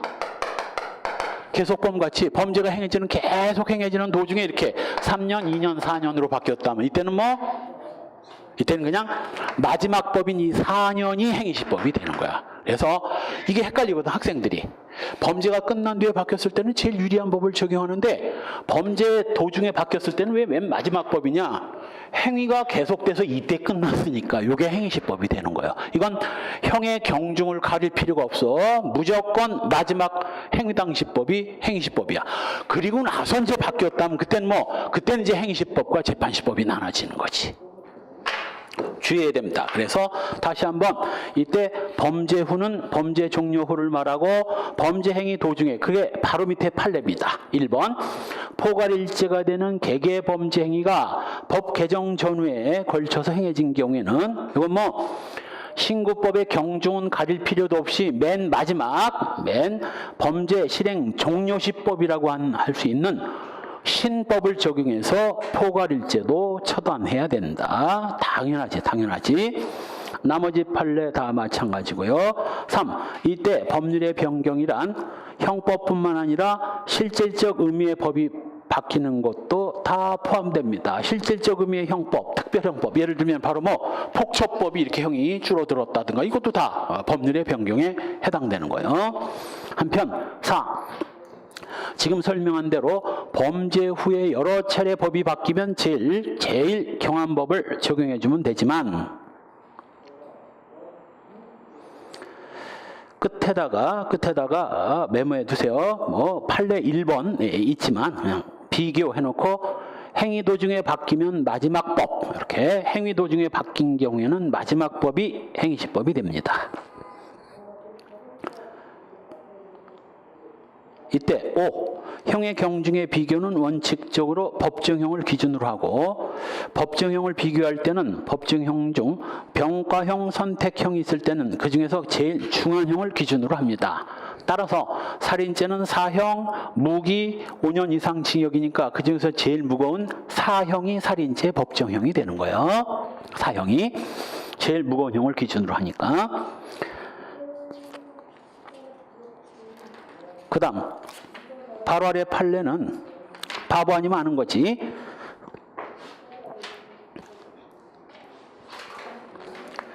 징역 3년 이하가 5년 이하의 징역 또는 1,000만 원 이하 벌금으로 바뀝니다. 중하게 바뀐 걸까, 경하게 바뀐 걸까? 비록 벌금이 새로 들어가긴 했지만 징역 3년이 징역 5년으로 늘어났잖아요. 이건 무겁게 바뀐 거고, 그러면 징역 3년 또는 1,000만 원 이하의 벌금, 이건 뭐가 더 가벼운 건가? 이게 더 가벼운 걸, 얼핏 그냥 생각 없이 그냥 아무 생각 없이 찍으면 3년이 더 가벼운 것 같지. 근데 학생이 착각한 게 뭐냐면, 아마 이렇게 착각했을 거야. 3년에다가 1,000만 원 이하 벌금도 더 내야 되는 거 아닙니까? 노. 그렇게 하면 이게 더 무겁지. 둘 다 낸다면 이게 무겁지만, 이거는 징역 3년만 받지만, 이건 징역 3년을 받을 수도 있지만 징역 3년 안 받고 벌금을 받을 수 있으니까, 벌금 받을 가망성이 있으니까 이게 더 가벼운 거예요. 그 대신 조금 아까처럼 징역 3년이 얼마로 5년으로 늘어나면 이게 무거운 거야. 징역이 늘어났으니까 이건 무거운 건데, 징역형을 그대로 두면서 벌금형을 추가했다면 징역형 부과 안 하고 벌금형을 부과할 수 있으니까 이게 더 가벼운 겁니다. 소급 적용해 줘야 되는 거지. 그 다음 페이지 6번. 중한형으로 변경되거나 형의 경중에 변화가 없을 때는, 자, 원칙과 예외가 있으면 뭐가 먼저 적용돼야 되나? 원칙이 먼저 적용입니다. 따라서 법정형이 똑같다면 원칙대로 행위시법주의를 적용해야 되는 거죠. 7. 범죄 후 법률 변경에 의해서 범죄를 구성하지 아니한 때는 이건 면소 판결이고, 아까 본 거죠. 8. 형을 종전보다 가볍게 바꾸면서, 그러면 이제 가벼운 법을 소급 적용해 줘야 되는데, 아까 얘기한 대로 뭐 경과 규정을 둬가지고 기존 법을 적용하도록 경과 규정을 뒀다면 이건 무거운 행위시법을 적용해도 괜찮습니다. 죄형법정주의 위반도 아니고요. 그 다음 재판 확정 후에 법률이 변경되면 이때는 이때는 형 집행만 면제받게 됩니다. 예를 들면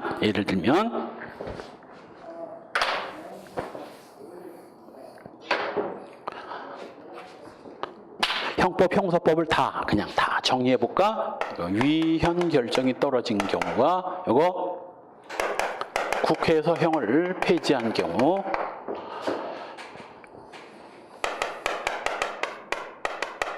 수사 중에 이런 일이 벌어지면 어떻게 해야 돼요? 간통 수사를 하는데 간통 위헌 결정이 떨어졌다면 혐의 없음의 불기소로 풀어줘야 되고, 형이 폐지된 경우에는 이건 공소권 없음의 불기소로 풀어줘야 됩니다. 재판 도중에 위헌 결정이 떨어지면 간통죄로 재판하고 있는데 간통죄 위헌 결정이 떨어지면 이건 무죄 판결, 이건 면소 판결.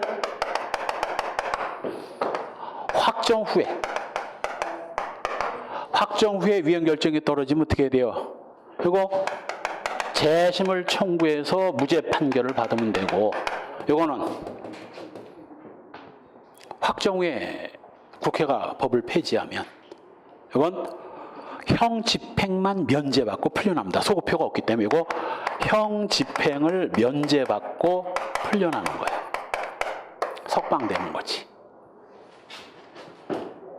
이 형 집행 면제하고 형 면제를 헷갈리면 큰일 나는 거야. 이 형 면제는 바로 친족 상돌의 1항에 해당될 때 형 면제 판결을 때리는 거고, 형 집행 면제는 유죄 판결이 확정돼서 교도소에서 깜빵 살다가 풀려나는 게 형 집행 면제. 형 면제하고 헷갈리면 큰일 나는 거예요. 그다음 한시법. 이 한시법은 점심 먹고 2시부터 봅시다. 그리고 원래 수업이 여러분 몇 시까지요? 점심 먹고 2시부터 3시, 4시까지인가? 2시부터 몇 시까지야? 원래는 4시까지지? 1시간 정도 더 해야 됩니다. 이거 형법 나중에 보강하기 싫으면 매일매일 조금씩 더 하는 게 나아. 그렇지 않으면 이거 나중에 막 계속 몇 시간씩 보강하려면 피차가 힘들어. 매일매일 조금씩 하는 게 낫지. 점심 먹고 2시에 봅시다. 가급적 밥을 먹어야 돼. 밥 종류를 먹어야 됩니다. 공부하려면 머리에 밥 필요하거든. 녹말 성분이.